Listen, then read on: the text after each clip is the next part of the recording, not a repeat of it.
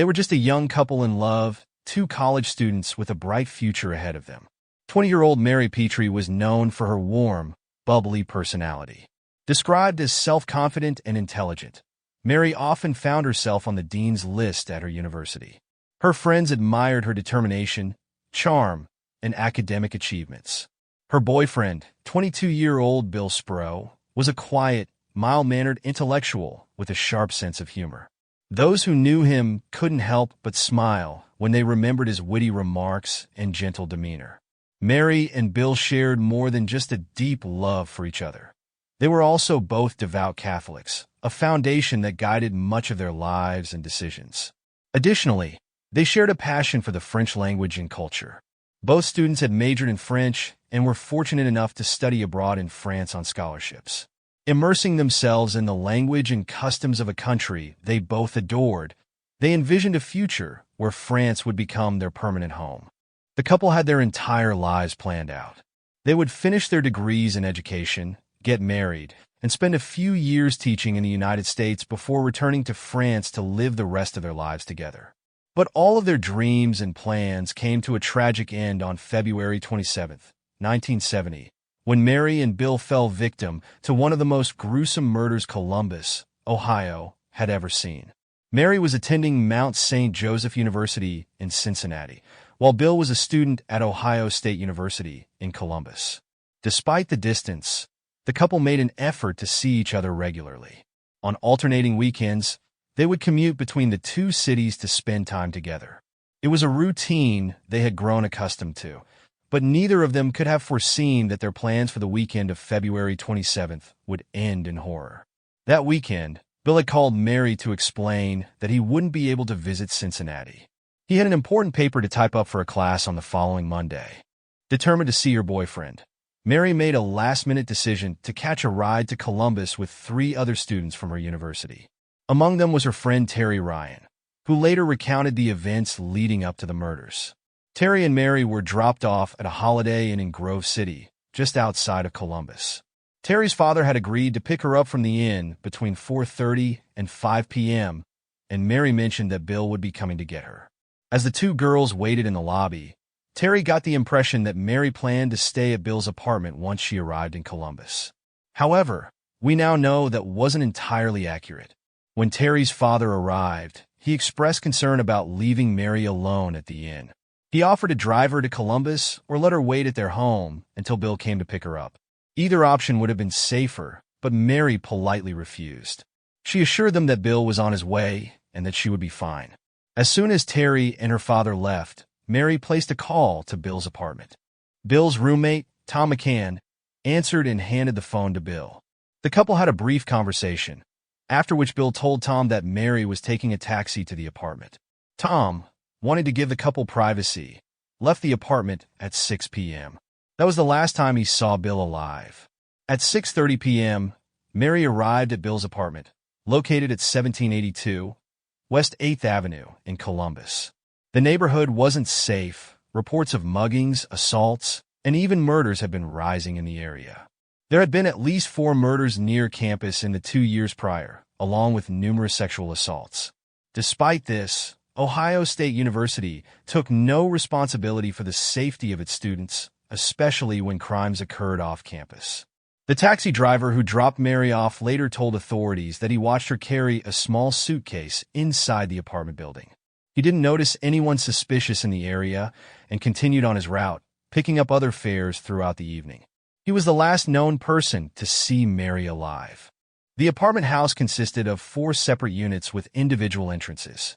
The doors were often left unlocked, and the lighting in the entryway was unreliable. Not long after Mary's arrival, she began making phone calls to find accommodations for the weekend. According to her twin sister, Martha, Mary was strongly opposed to premarital sex and would never have stayed overnight at Bill's apartment. One of the calls Mary made was to a family friend, Father Raymond Carter, a local high school principal. She hoped to stay at the school's rectory for the weekend, but Father Carter wasn't available to take the call. He would later express deep regret, believing that if he had answered, Mary might still be alive. Mary's last phone call was to a girlfriend, arranging to stay at her place. She promised to call back once she knew when she would arrive. However, Mary never made that call. When Columbus police arrived at the apartment on February 28, 1970, they were greeted by a scene of horror. Bill's roommate, Tom McCann, was still trembling from the shock of discovering the bodies. Inside, officers found evidence that suggested this crime was not a random act. The door to the apartment had been left partially open, and there were no immediate signs of forced entry. Investigators quickly began piecing together the events of the night before, but the lack of a clear motive or suspect left them baffled. Lieutenant Robert Ruck, who led the 18-man investigation team, was immediately struck by the brutality of the crime. Blood was splattered across the apartment, and the scene suggested a prolonged and violent struggle. The bodies of Mary Petrie and Bill Sproul had been left in horrifying positions, both bound, gagged, and stabbed repeatedly. The sheer number of stab wounds indicated rage and personal intent. This wasn't a quick or impersonal murder. It was a frenzied attack that pointed to someone with deep emotional involvement. The first question detectives faced was whether the killer or killers had entered the apartment before Mary arrived. Given that there was no forced entry and that the apartment was located in a high-crime neighborhood, it was possible that someone familiar with Bill's schedule could have gained entry through one of the often unlocked doors. Another theory was that Mary or Bill might have willingly let their attacker in, unaware of the danger. As investigators examined the apartment, they found several crucial pieces of evidence. One of the most perplexing details was a chair that had been pushed against a window to keep the curtain closed. This indicated that the killer had taken care to ensure privacy during the attack. Another odd discovery was the missing rug from the apartment, a 2x3 gold-fringed rug that had been removed from the scene. This rug would become a key piece of evidence when it was found a week later, dumped in the back of a bakery delivery truck parked in an alley 8 blocks south of the apartment. Traces of Mary's blood were found on the rug, suggesting it had been used to transport one or both of the victims' bodies or to clean up the crime scene. The apartment itself had 4 separate units with individual entrances. Investigators noted that the doors were rarely locked, and residents frequently left lights burned out in the hallways. This lack of security created a perfect environment for someone to move unnoticed through the building, particularly at night. Police quickly ruled out the taxi driver who had dropped Mary off at the apartment. He provided a solid alibi and continued picking up fares that evening, leaving no room for him to have been involved in the crime. That left detectives with more questions than answers. If the killer wasn't a random stranger or opportunistic criminal, then who had reason to harm Mary and Bill? One of the most puzzling details of the night came from the account of a paperboy who claimed he had entered the apartment house around 8 p.m. to collect payments. As he was leaving, he encountered a man standing on the porch. The boy described the encounter as tense and unsettling. The man reportedly yelled, "Get the hell out of here," before disappearing into the darkness. Unfortunately, the boy was unable to provide a detailed description of the man, noting only that he appeared young and seemed agitated. This sighting raised another chilling possibility. Had the killer been waiting in the shadows, watching the apartment, before making his move? The autopsy reports for both Mary and Bill provided further insight into the brutality of the crime. Deputy Coroner William Adrian noted that the time of death was likely between 7:30 and 10 p.m. on February 27th. He speculated that the killer may have already been inside the apartment when Mary arrived, or that Mary and Bill had let someone they knew and trusted inside. Mary had sustained multiple blunt force injuries to the back of her head, causing her skull to fracture in several places. These injuries appeared to have been inflicted with a heavy object that had an edge, rather than the bowling ball initially suspected. Mary had also been strangled with a man's shirt tied tightly around her neck, and a sock had been used as a gag. Scratch marks found under the shirt suggested that Mary had fought desperately to loosen the makeshift noose as she was being strangled. Mary's body bore 23 stab wounds, 8 on her left shoulder blade and 15 on her right. The wounds were concentrated in a pattern on her upper body, indicating that the killer had a specific method to his violence. Disturbingly, there were also signs of a possible sexual assault. Traces of what appeared to be semen were found on the bedspread where her body had been placed. Bill's body was discovered in the bathroom, face down in a pool of blood. His wrists were bound to his ankles behind his back with wire coat hangers. The wire was twisted so tightly that investigators believe pliers had been used to secure the bindings. Like Mary, Bill had been gagged and beaten before being stabbed multiple times. Both victims had suffered extensive stab wounds to the chest and torso. The murder weapon was believed to be a butcher knife from the apartment's kitchen, with a blade approximately 7.5 inches long. The methodical nature of the stabbings and the way the bodies were positioned led Adrian to conclude that the killer had acted with cold precision. The level of violence in the murders, combined with the lack of a clear motive, led police to consider the possibility of a serial offender. The area surrounding Ohio State University had seen a spike in violent crime over the past 2 years, including at least 4 unsolved murders and numerous sexual assaults. Many of the assaults followed a similar pattern. The attacker would gain entry to a woman's home by pretending to need to use the phone, then assault the victim once inside. In each case, the perpetrator made sure the windows were covered to prevent anyone from seeing inside. Police used descriptions from 6 of the women who had been attacked to create a composite sketch of the suspect. The man was described as being between 23 and 26 years old, standing 5 feet 9 inches to 5 feet 10 inches, with a medium build and brown hair and eyes. One distinctive feature stood out: pockmarks on his cheeks. Despite the composite sketch and the mounting evidence, police struggled to identify a suspect. The case soon went cold, with no arrests made and no clear leads. The brutal murders of Mary Petrie and Bill Sproul sent shockwaves through Columbus and the Ohio State University community. Students and residents became increasingly fearful, particularly women who lived in the surrounding neighborhoods. The university, however, distanced itself from the crime, maintaining that it was not responsible for incidents that occurred off campus. This lack of action only fueled the growing anxiety and frustration among students. Despite intensive media coverage and a thorough investigation, the case remains unsolved to this day. Theories abound as to who could have committed the crime, from a scorned lover to a disturbed stranger with a history of violence. However, without concrete evidence or new leads, the tragic deaths of Mary and Bill remain a haunting mystery. For the families of Mary Petrie and Bill Sproul, the pain of losing their loved ones has never faded. Both families have struggled to find closure, knowing that the person responsible for the brutal murders is still at large. In the years since the murders, advancements in forensic technology have given investigators new tools to re-examine old evidence. There is still hope that one day, justice will be served for Mary and Bill. Until that day comes, their story will continue to be told.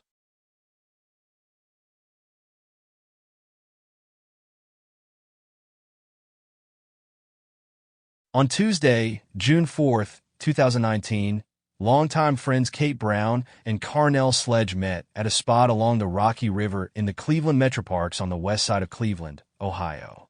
The area, known for its peaceful atmosphere, became the scene of a tragic and mysterious crime that remains unsolved to this day. The two friends arrived separately at the meeting location around 5:04 p.m. By all accounts, they sat together on a park bench overlooking the river. But within minutes of their arrival, between 5:08 and 5:15 p.m., both were shot to death. Their bodies were discovered at 5:22 p.m. by 2 kayakers paddling on the Rocky River, who immediately called 911 to report what they found. What makes this case particularly perplexing is the public nature of the crime. The Cleveland Metroparks, often referred to as the Emerald Necklace due to its network of parks encircling the greater Cleveland area, is a busy and well-trafficked area. On any given day, there are joggers, cyclists, walkers, kayakers, and vehicles passing through.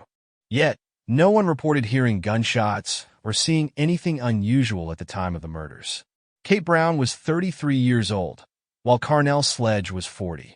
The pair had been friends for over a decade, maintaining a platonic relationship. Carnell, described as kind, compassionate, and always optimistic, was a fan of Cleveland sports teams and worked for a company that installed audiovisual equipment. He also volunteered for a nonprofit providing mental health services and previously worked in special education. Kate, who had a love for art, animals, and her family, was at a high point in her life. According to her father, Tom, she had recently lost over 100 pounds through diet and exercise and had been sober for more than 2 years. Friends described her as resilient and on a positive path forward. When their bodies were discovered, Kate had been shot once in the head, and her remains were found at the river's edge. Carnell, shot multiple times in the head, was found about 20 yards away from her, near the bench where they had been sitting. The scene suggested that at least one of them, likely Kate, had tried to flee the attacker. Despite the public location and the broad daylight timing of the attack, the initial investigation yielded few answers. Shell casings were found at the scene, but little else about the physical evidence has been disclosed. Law enforcement agencies, including the Cleveland Metroparks Police and the FBI, held press conferences in the weeks following the murders, asking for public assistance in identifying the killer or killers. During a press conference held 3 weeks after the murders, officials confirmed that the pair had arrived at the park separately and that the time of death was between 5:08 and 5:15 p.m. They declined to disclose how they determined these timelines, but reaffirmed that the shootings were not believed to be random acts of violence. FBI Special Agent Eric Smith assured the public that there was no immediate danger, implying that the victims were targeted. In the absence of arrests or clear leads, various theories have emerged regarding the motive and identity of the perpetrator. One theory suggests that the attack may have been racially motivated.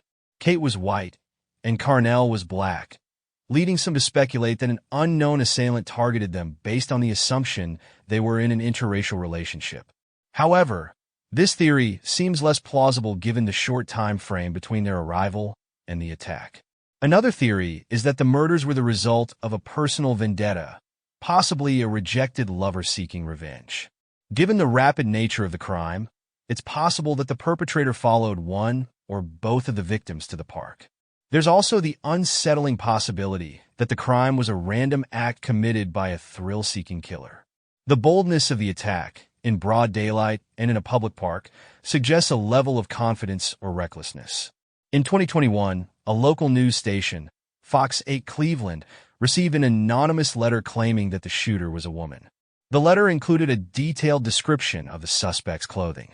However, further investigation revealed that the tip came from a self-proclaimed psychic rather than an eyewitness, casting doubt on its credibility. The families of Kate Brown and Carnell Sledge continue to grieve their loss and seek justice. Kate's sister, Alex, has expressed frustration with the pace of the investigation and the lack of communication from law enforcement. She has described the pain of losing her sister as unbearable, stating that it takes her breath away every time she remembers Kate will never attend another family gathering or answer another phone call. Despite the passage of time, Kate's mother, Kim, remains hopeful. "Someday we will get justice," she said. "I know deep down that it will happen." Law enforcement agencies claim to have conducted over 200 interviews in connection with the case. Yet, as of now, there have been no arrests and no significant updates on the status of the investigation. Given the circumstances of the crime, it's highly likely that someone saw or heard something relevant to the investigation, whether it's a jogger on the trail, a passing motorist, or a kayaker on the river. Law enforcement continues to appeal to the public for any information that could help bring the perpetrator to justice. Anyone with information about the murders of Kate Brown and Carnell Sledge is encouraged to contact the Cleveland FBI at 522-1400 or the Metroparks Police dedicated tip line at 331-5219. Tips can also be submitted anonymously through Crime Stoppers at 252-7463. The murders of Kate Brown and Carnell Sledge remain a haunting mystery in the Cleveland area. The circumstances, a peaceful park, broad daylight, and no apparent motive. As time passes, the media's focus on the case has waned. But keeping their story in the public eye is essential. Perhaps the key to solving this case lies in a forgotten detail, a witness who is yet to come forward, or a piece of evidence that will eventually break the case wide open.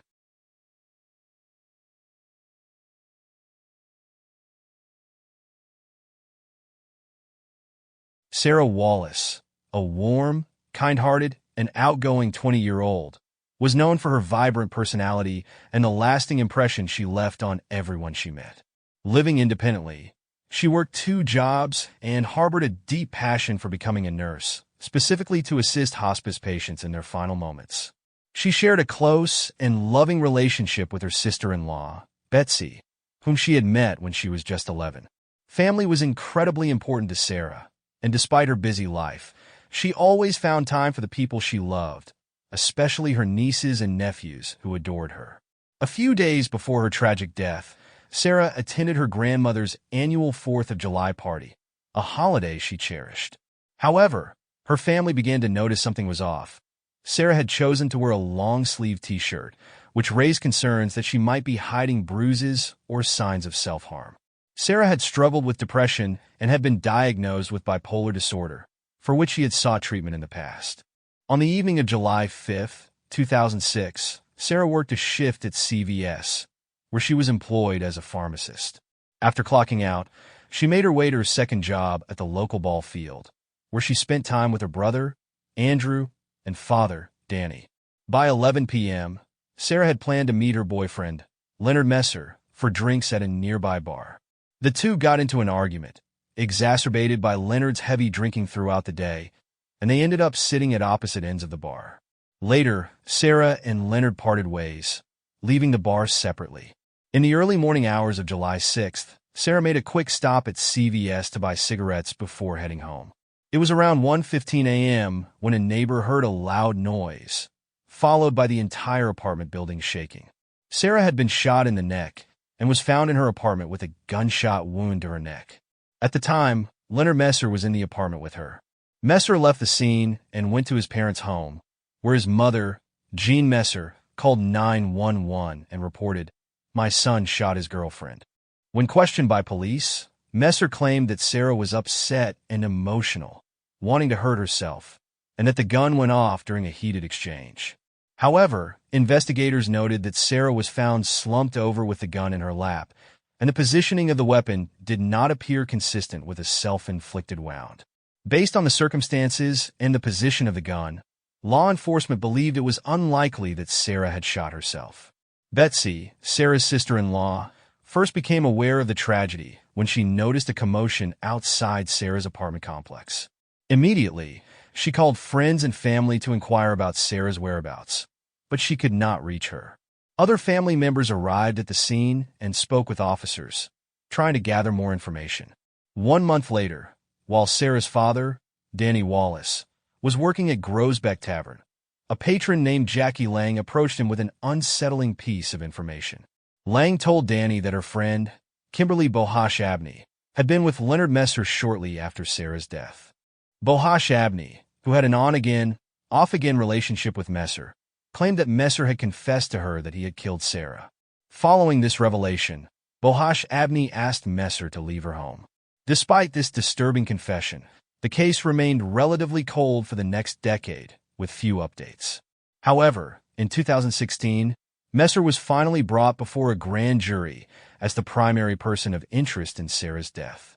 Unfortunately, the grand jury found that there was not enough evidence to move forward with charges, and the case was ultimately closed. To this day, the mystery of Sarah Wallace's death remains unsolved. If you have any information regarding her case, you are encouraged to contact the Hamilton County Sheriff's Office at 513-946-6400.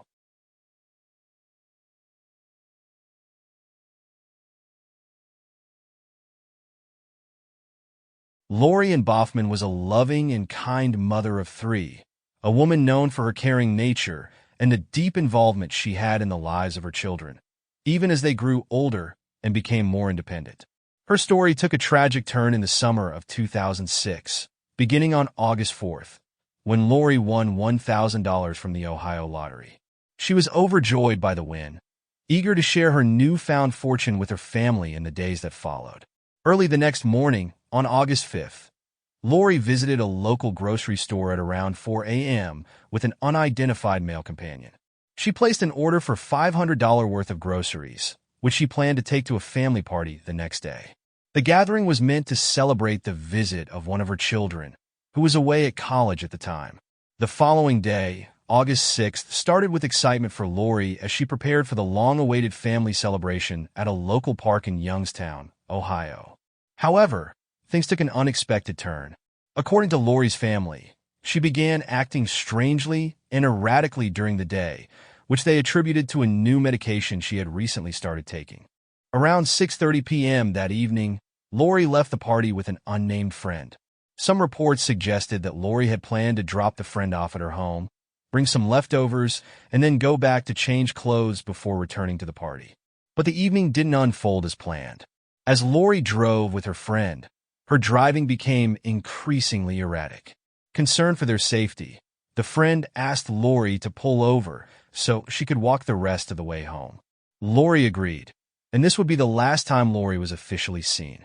By 3 a.m. the next morning, the local police receive a call reporting noises and a crashing sound near a residential area in Youngstown. When they arrived at the scene, they found a blue 1992 Mercury Sable, which had driven through several residential lawns before crashing into a local library. The vehicle was still running, with the keys in the ignition.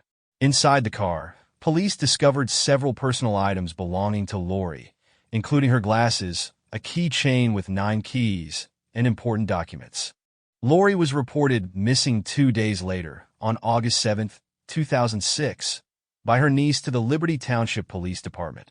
Lori's children had gone to the Youngstown Police Department on August 6 to file a missing persons report, but were told to wait and file the report with the Liberty Township Police Department, the department responsible for the area where Lori lived at the time.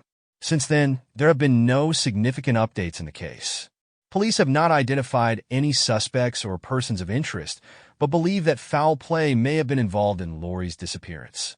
At the time of her disappearance, Lori was 45 years old, a black woman with brown eyes and black dreadlocked hair. She stood approximately 5 feet 8 inches tall, weighed around 180 pounds, and wore eyeglasses. Lori had a scar on her abdomen, 1 silver amalgam filling in a tooth, and a partial denture plate.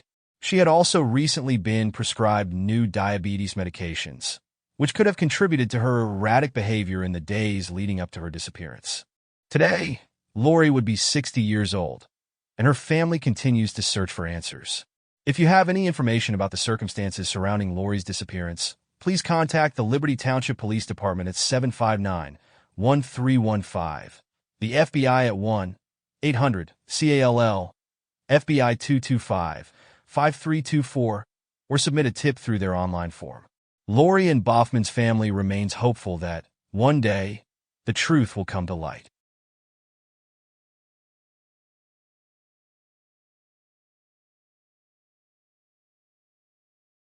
Lori Lynn was a trailblazer, a tough, fearless woman who made her mark in a male-dominated industry. She lived for hard work, never afraid to get her hands dirty, and was admired by her peers for her grit and determination. But Lori's life, which was supposed to be filled with peace and joy after retirement, was tragically cut short in a mysterious death that her family refuses to believe was an accident. Born on April 25, 1957, in Liberty Township, Ohio, Lori was one of 5 children to Howard and Wanda Pullen. Raised on a farm with her 3 sisters and 1 brother, Lori grew up surrounded by acres of land, farm equipment, and a strong work ethic instilled by her parents. From an early age, it was clear Lori wasn't your average girl. She was a tomboy through and through, spending much of her time on tractors and farm machinery. After graduating from Liberty High School in June 1975, Lori initially pursued accounting, enrolling at Youngstown State University. But numbers and ledgers couldn't hold her interest for long. Her heart belonged in construction, an industry where women were rare, especially in the 1970s. Lori became determined to break through the barriers, mastering heavy machinery operations to carve out her place in this tough field. In 1976, Lori married Timothy Lynn. The couple settled into a rented home in Girard, Ohio, but soon paid Lori's father, Howard Jr., to build a house for them on the Pullen family's property. By 1979, their home was complete, and they welcomed 2 daughters, Corinne, Corey, and Samantha. Lori balanced her family life with a demanding career, all while maintaining her fierce independence and drive. For years, Lori worked as a heavy equipment operator with the Workers' Local Union 66, handling dangerous construction jobs that included digging trenches, grading roads, and installing drainage systems. Her skill and work ethic earned the respect of her mostly male coworkers. Her daughters admired her strength and resilience. Corey described her mother as the backbone of the family, someone they could turn to for both tough love and unwavering support. "She was my best friend," Samantha added, reflecting on their bond. Despite working long hours, Lori always prioritized her family, even after divorcing Tim in 2001. The two remained on good terms, with Tim continuing to live in the home Lori's father had built. Lori relocated to Ravenna for a new job at Northern Ohio Paving, where she continued to make her mark in the construction world.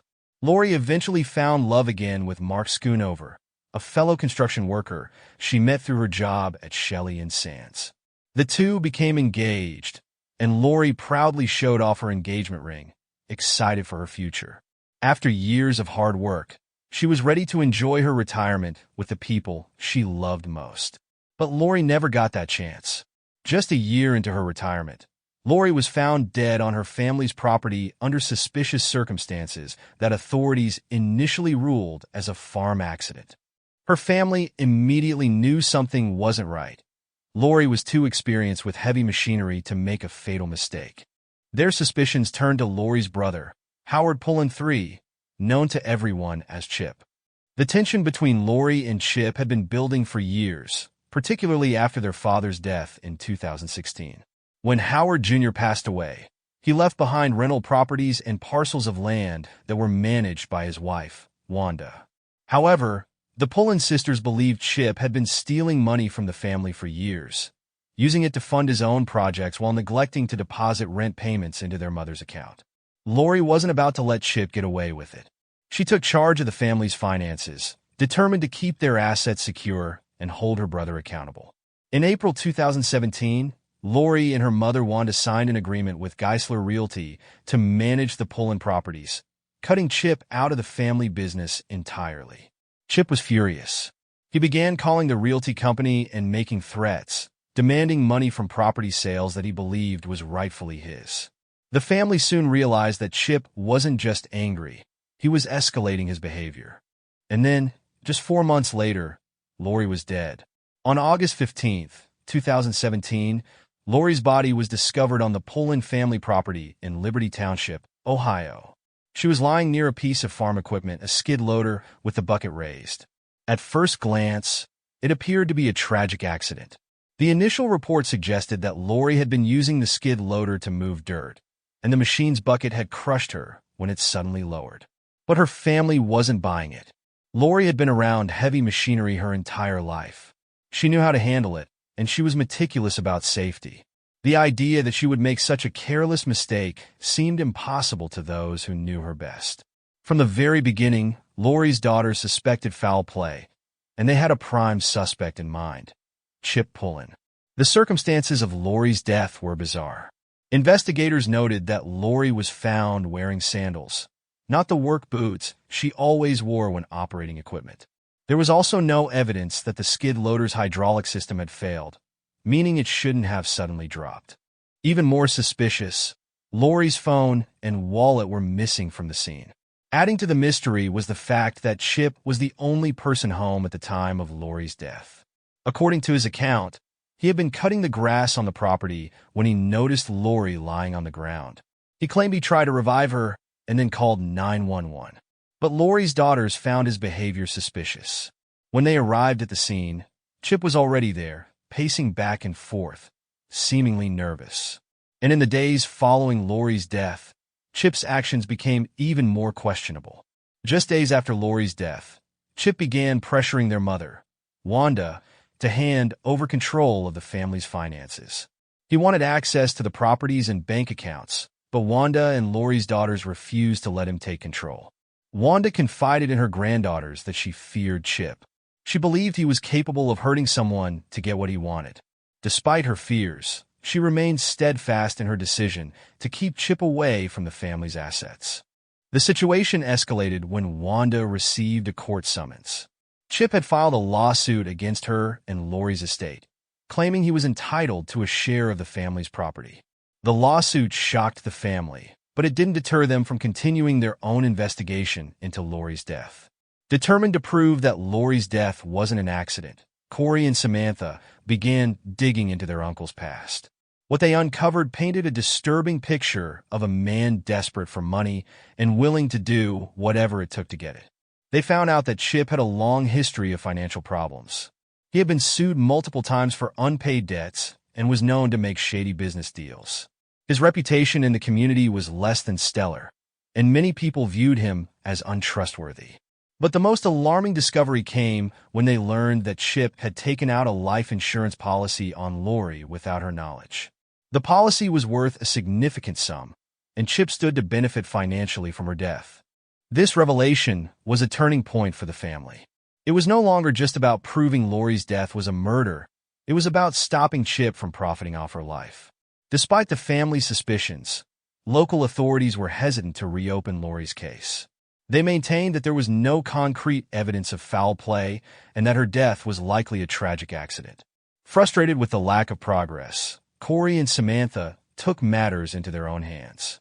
They hired a private investigator to review the case and enlisted the help of forensic experts to examine the skid loader and the scene where Lori was found. The forensic analysis revealed something chilling. The skid loader's safety mechanism had been tampered with. The machine's hydraulic system, which was supposed to prevent the bucket from lowering unexpectedly, had been deliberately disabled. This meant that someone had to manually override the system, something Lori would never have done on her own. Armed with this new evidence, the family pushed authorities to take a closer look at Chip. As the investigation continued, more people came forward with stories about Chip's erratic behavior. Former business associates described him as manipulative and aggressive, often resorting to threats when things didn't go his way. One particularly disturbing account came from a family friend who claimed that Chip had made violent threats against Lori in the past.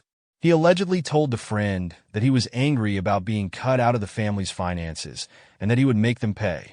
The more they dug, the clearer the picture became. Chip had both the motive and the opportunity to kill Lori. Despite the mounting evidence, Chip Pullen has never been charged in connection with Lori's death. The case remains officially classified as an accident, though her family continues to fight for justice. Lori's daughters have made it their mission to keep her story alive, refusing to let their mother's death be swept under the rug. They've shared her story with media outlets, hoping to raise awareness and pressure law enforcement to take action. Meanwhile, Chip has continued to deny any involvement in Lori's death. He maintains that her death was a tragic accident and that the allegations against him are unfounded. But for Lori's family, the truth is clear. She didn't die in an accident, Corey said in a recent interview. Someone took her life, and we won't stop until we prove it. Lori Lynn's life was defined by her strength, resilience, and unwavering dedication to her family. Her daughters carry on that legacy, determined to honor her memory by seeking justice.